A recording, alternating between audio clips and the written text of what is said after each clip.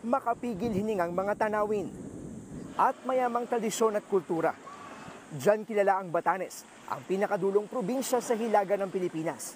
Malayo ito sa tensyon ng agawan ng teritoryo sa West Philippine Sea.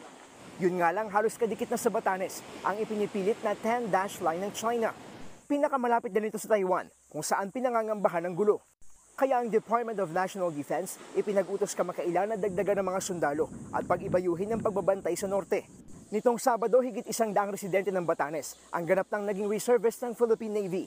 Isang buwang sumailalim sa matinding training ang mga ibatan, kung saan ipinaranas sa kanila ang buhay sundalo at sinanay sa pakikibakang militar.